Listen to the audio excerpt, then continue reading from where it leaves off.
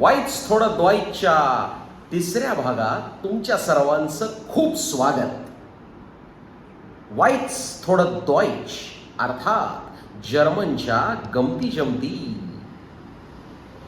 German भाषेत क्रियापदाला खूप महत्त्व आहे.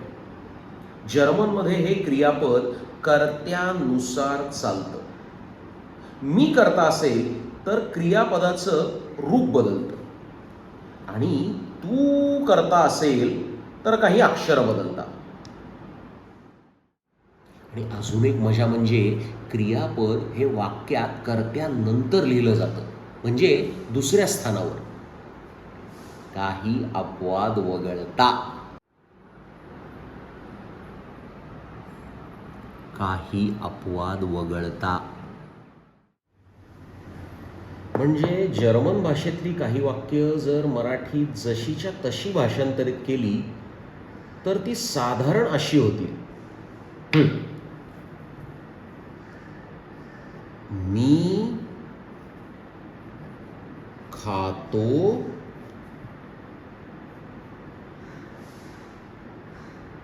पिझ्झा.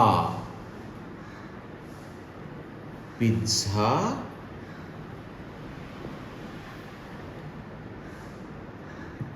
आहे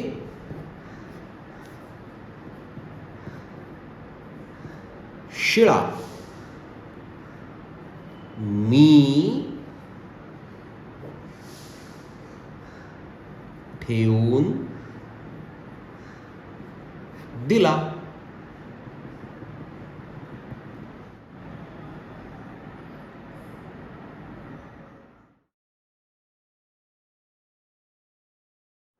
अजून एक मजा म्हणजे तुम्ही जर काही कारण देत असाल ना तर क्रियापद शेवटी जातं.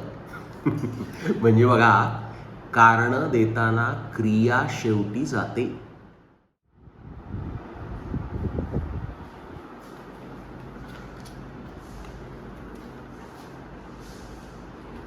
मी खाल्लं आज भरपूर कारण सकाळी नव्हता नाश्ता केला.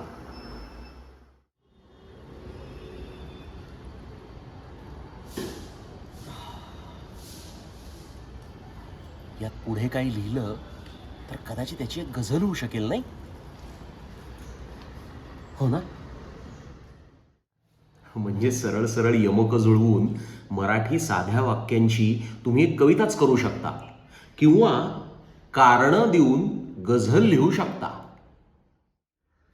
म्हणजे साधी सरळ सोपी जर्मन वाक्य जर का मराठीत भाषांतरित केली तर त्याची एक छान कविताच होऊ शकते किंवा गझल.